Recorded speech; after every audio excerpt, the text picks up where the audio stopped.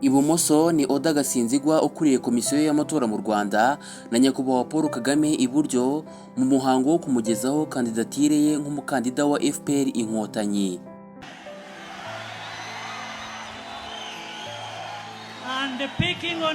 Perezida Paul Kagame yabaye uwa mbere washyikirije ibyangombwa bisaba ko yemererwa kuba umukandida ku mwanya asanzweho wa perezida w'u Rwanda. Aherekejwe n'umufasha we First Lady Jeannette Kagame n'umunyamabanga w'ishyaka wa FPR Inkotanyi n'abandi, Paul Kagame yakiriwe na perezida wa komisiyo y'amatora Oda Gasinzigwa amushyikiriza inyandiko z'ibisabwa n'iyo komisiyo. Igihe cyo kwakira abasaba kuba abakandida ku mwanya wa perezida wa Repubulika y'u Rwanda cyangwa depite cyatangiye kuwa gatanu 17 Gicurasi muri 2024. Iki gihe kikaba kizamara hafi ibyumweru bibiri. Abandi bakandida bitezwe gutanga kandidatire zabo muri ibi byumweru bibiri barimo nka Frank Habineza w'ishyaka riharanira demokarasi no kurengera ibidukikije mu Rwanda n'umukandida wigenga Diane Rwigara wo ku ruhande rutavuga rumwe n'ubutegetsi. Mu mitwe ya politike irenga gato 10 yemewe mu Rwanda, FPR Inkotanyi n'ishyaka riharanira demokarasi no kurengera ibidukikije niyo mashyaka kugeza ubu yavuze ko azagira abakandida perezida muri ayo matora. Ayandi arimo asanzwe azwi cyane nka PSD na PL yamaze kwemeza ko azashyigikira umukandida wa FPR Inkotanyi nyakubahwa perezida Paul Kagame. Nyakubahwa Paul Kagame w'imyaka 66 y'amavuko agiye kwiyamamariza manda ye ya kane nk'umukuru w'igihugu.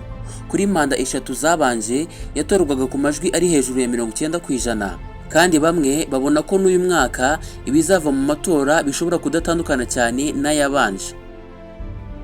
Kuri iyi chaîne ya YouTube tubagezaho ibyegeranyo bitandukanye birimo iby'amateka, politike, imyidagaduro n'ikoranabuhanga.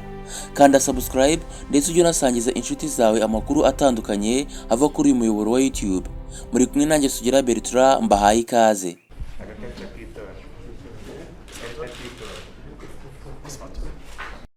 Victoire Ingabire na Bernard Ntaganda, bamwe mu batavuga rumwe n'ubutegetsi bari bifuje kwiyamamaza mu matora ateganijwe mu kwa karindwi, ntibemerewe kubera impamvu z'amategeko avuga ko bafite ubusembwa bwo kuba barafunzwe igihe kirenze amezi 6. Ibyo baregeye bavuga ko bagombaga kuba barakuweho ubwo busembwa. Abantu bagera kuri 9,500,000 barimo 2,000,000 bashya bagize imyaka 18 ibemerera gutora nibo bazatora abadepite na perezida wa Repubulika muri Nyakanga. Komisiyo y'amatora ivuga ko ibyavuye mu matora bya burundu bizatangazwa tariki 27 z'uko kwezi muri uyu mwaka. Komisiyo y'amatora mu Rwanda yatangaje ko abashaka kwiyamamaza ku mwanya wa perezida w'u Rwanda hamwe no ku mwanya w'abadepite bagomba gutanga kandidatire zabo kuri iyo komisiyo hagati ya 17 na 30 Gicurasi. Hari abantu batarenze 5 bazwi bamaze kugaragaza ko bashaka kwiyamamaza ku mwanya wa perezida wa Repubulika. Abo barimo perezida uriho ubu Paul Kagame w'ishyaka FPR Inkotanyi na bamwe batavuga rumwe n'ubutegetsi Victoire Ingabire w'ishyaka rya Dalpha Umurinzi na Bernard Ntaganda w'ishyaka PS Imberakuri, amashyaka yombi ataremerwa n'amategeko mu Rwanda. Tariki 14 Kamena, komisiyo y'amatora nibwo izatangaza urutonde ntakuka rw'abakandida bamaze kwemezwa. Abakandida b'imitwe ya politike n'abigenga bazaba bamaze kwemerwa muri Kamena 2024 bazakora ibikorwa byo kwiyamamaza hagati ya tariki 22 Kamena na 13 Nyakanga muri uyu mwaka. Gutora abanyarwanda baba mu mahanga ni tariki 14 Nyakanga uyu mwaka, naho abanyarwanda baba mu Rwanda ni tariki 15 Nyakanga uyu mwaka nk'uko bigaragara ku itangazo rya komisiyo y'amatora. Muri uyu mwaka kandi bizaba ari ubwa mbere abanyarwanda bagiye gutora icyarimwe perezida wa Repubulika n'abagize inteko ishinga amategeko. Amatora mu Rwanda ubusanzwe yitabirwa ku rwego ruri hejuru kubera imbaraga leta ishyira mu bukangurambaga mbere yayo. Mu bigaragara kandi nuko nta bakandida batavuga rumwe n'ishyaka riri ku butegetsi bakomeye bigaragara ko bafite imbaraga mu gihugu zo guhatana na perezida w'u Rwanda Paul Kagame, mu gihe byitezwe cyane ko atazatangwa n'ishyaka rye muri aya matora. Victoire Ingabire, umwe mu bari kwiyamamariza kuba perezida w'u Rwanda, aherutse kuregera inkiko asaba ko zimukuraho ubusembwa nyuma y'uko afunzwe hagati ya 2010 na 2018 kugira ngo abashe kwiyamamaza ku mwanya wa perezida w'igihugu, ari nabyo byari byamuvanye mu Buholandi aho yabaga mbere ya 2010. Nyuma y'itangazo rya komisiyo y'amatora rivuga ingengabihe yayo ku mbuga nkoranyambaga, abantu benshi bahise batangira kugaragaza ko bategereje gusa itariki y'itora kugira ngo batore Perezida Paul Kagame kuri manda ye ya 4, bamushima ko yagejeje igihugu kuri byinshi mu bukungu n'imibereho myiza y'abaturage. Kuri manda 3 zabanje, Perezida Kagame yatorwaga ku majwi ari hejuru ya 90%. Bamwe babona ko n'uyu mwaka ibizava mu matora bishobora kudatandukana cyane n'ibyabanje. Mu butumwa aheruka gutanga ku matora y'uyu mwaka, Victoire Ingabire yavuze ko hari abahitamo kutagira icyo bavuga kuko babona ko amatora ntacyo yahindura. Gusa ashishikariza abantu kuzitabira amatora kugira ngo tugeze igihugu kuri demokarasi isesuye. Itangazo rya komisiyo y'amatora rivuga ko nyuma y'itora ryo kuwa 14 na 15 Nyakanga, ibyavuye mu matora bya burundu bizatangazwa tariki 27 z'ukwezi kwa 7 muri uyu mwaka. Muri kumwe nanjye Sugira Bertrand muri iki kiganiro, muhawe ikaze.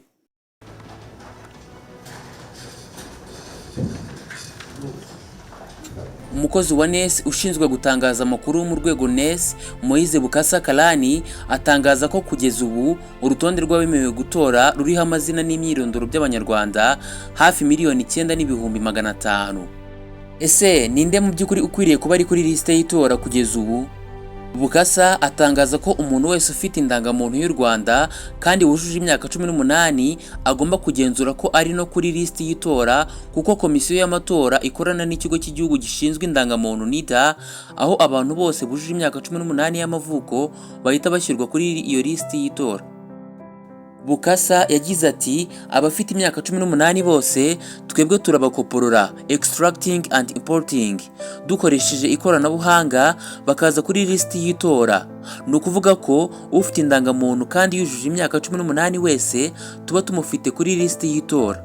Icyakora Bukasa yongeraho ko iyo liste ngo ibanza gukorerwa igenzura, kuko hari abujuje ibyo byombi ariko barapfuye cyangwa harimo amazina y'abahamijwe n'inkiko ibyaha biremereye.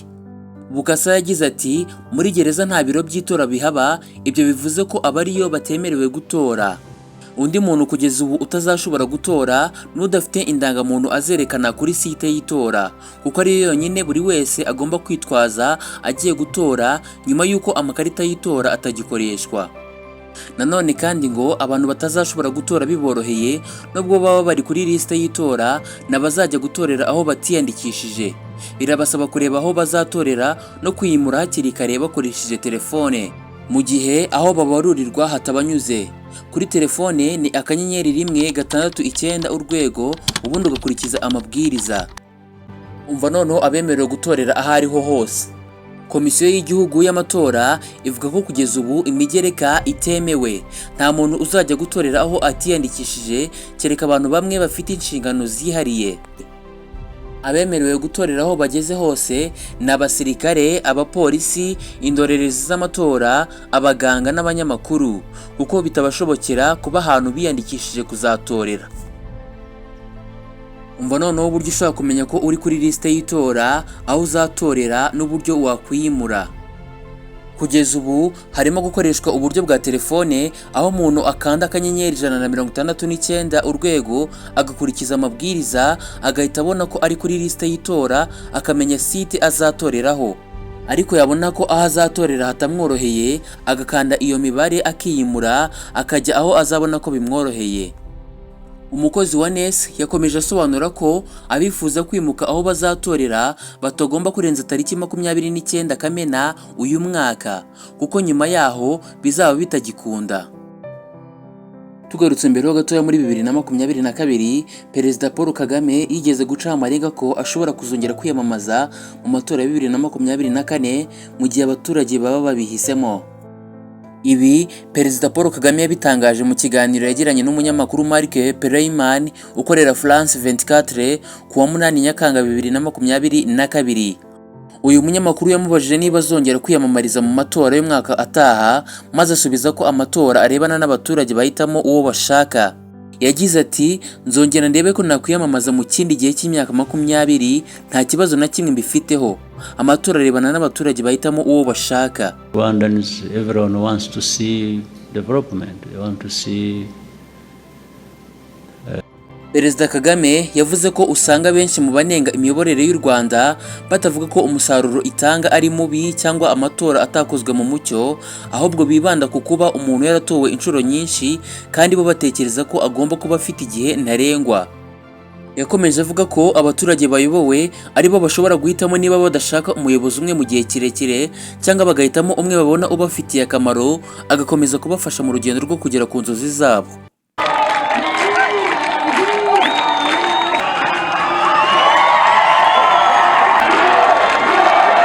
Kuri iyi chaîne ya YouTube tubagezaho ibyegeranyo bitandukanye birimo iby'amateka, politike, imyidagaduro n'ikoranabuhanga.